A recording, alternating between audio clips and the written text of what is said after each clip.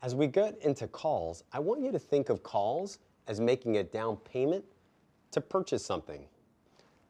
In the example that we're going to talk about that's very relatable to us, I want you to have an analogy in your mind of purchasing a home. So let's go through what a home purchase transaction typically looks like. Well, first of all, you agree on the purchase price with the seller, and then you're going to be requested to make a down payment to show that you're serious about buying this. Well, typically a down payment could be some percentage of what the purchase price of the home is. In this case, it's 5%.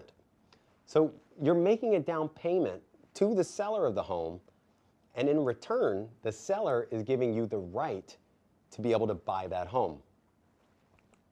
So let's look at a transaction of what buying a house might look like.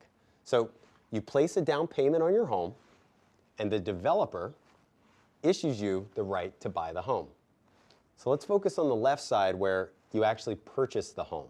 What does that transaction look like? Well, from the developer's point of view, they keep the down payment, and in return, they're obligated to sell the home at the agreed upon price. What price? $400,000 in our example.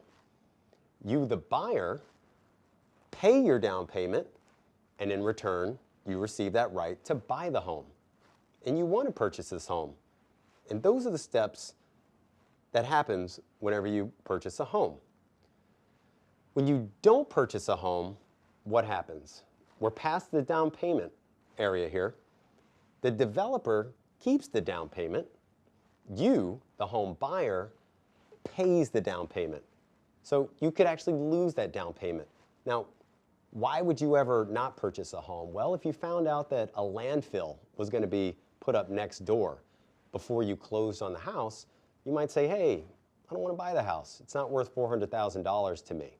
So the key takeaway here, whenever we're talking about the concept of a down payment, and remember, we're only talking about the concept. The buyer pays a down payment, the seller receives a down payment. The buyer is getting the right to potentially buy something, where the seller has the obligation to potentially sell something.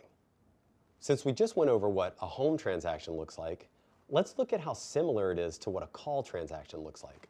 So again, you reserve a price on your stock by buying calls. The call writer or the call seller sells the price reservation. So again, let's start on the left here. So if the stock settles above the strike at expiration, what's going to happen?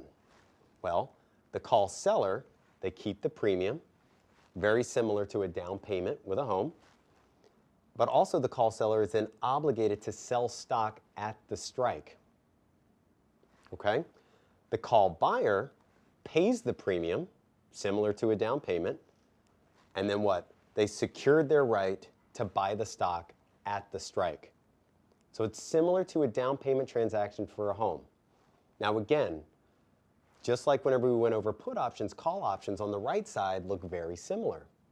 So let's go through that transaction. If the stock does not settle above the strike at expiration, what happens to the call seller? Well, they keep the premium and go about their day. They have no obligation to sell stock.